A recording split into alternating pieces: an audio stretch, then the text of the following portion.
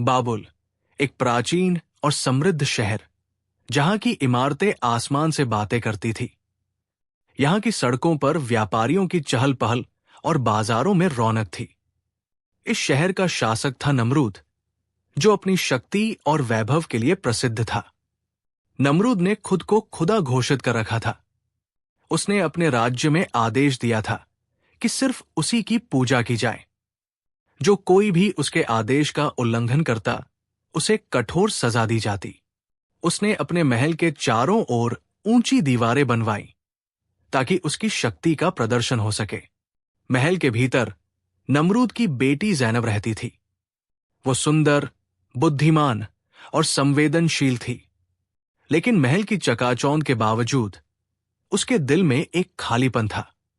उसे हमेशा ये सवाल सताता, क्या सच में मेरे पिता खुदा है? अगर हाँ, तो दुनिया में इतनी तकलीफें क्यों हैं? ज़ैनब अक्सर रात में महल की बालकनी से आसमान की ओर देखती। तारों की चमक उसे आकर्षित करती और वह सोचती, इन तारों का निर्माता कौन है?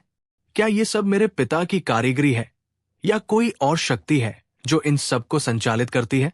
इसी दौरान शहर में एक युवा पुरुष का नाम गूंज रहा था, हजरत इब्राहिम अलैहिस्सलाम। उन्होंने मूर्ति पूजा के खिलाफ आवाज उठाई और एकेश्वरवाद का संदेश फैलाना शुरू किया।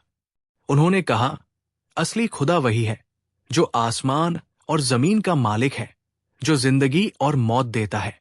एक दिन इब्राहिम अलैहिस्सलाम ने पूजा घर में रखी सभी मूर्तियों को तोड़ दिया, सिवाय एक बड़ी मूर्ति के। जब लोगों ने पूछा कि ये किसने किया, तो उन्होंने बड़ी मूर्ति की ओर इशारा करते हुए कहा, शायद इसने किया होगा।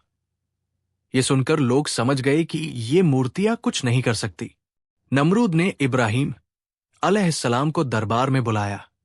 ज़ैनब पर्दे के पीछे से ये सब देख रही थी। नमरूद ने पूछा, तुम्हारा रब कौन है? इब्राहिम अलैहिस्सलाम ने उत्तर दिया, मेरा रब वह है जो जीवन देता है और मृत्यु देता है।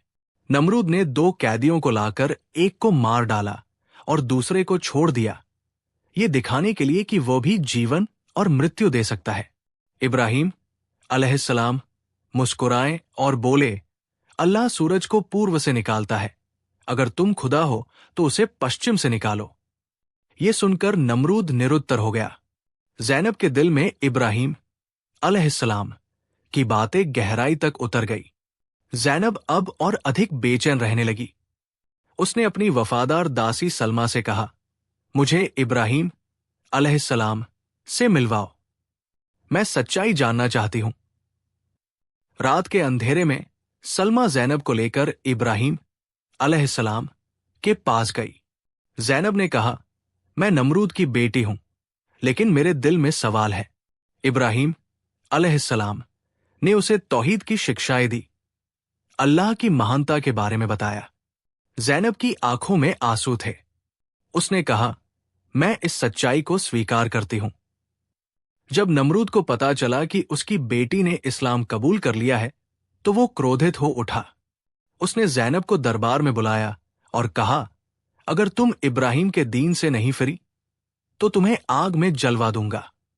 ज़ैनब ने दृढ़ता से उत्तर दिया, अब्बा, मैंने सच्चाई को पहचान लिया है, मैं अल्लाह को नहीं छोड़ सकती।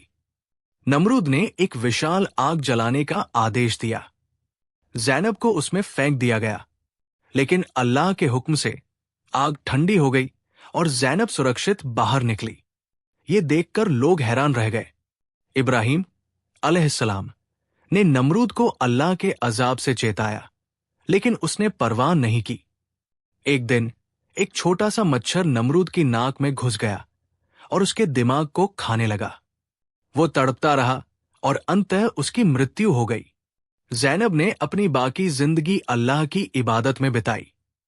उसने तौहीद का पैगाम फैलाया और लोगों को सच्चाई की राह दिखाने में अपना जीवन समर्पित कर दिया। शिक्षाएं। 1. असली शक्ति अल्लाह की है, चाहे कोई कितना भी शक्तिशाली क्यों न हो। असली ताकत सिर्फ अल्लाह के पास है।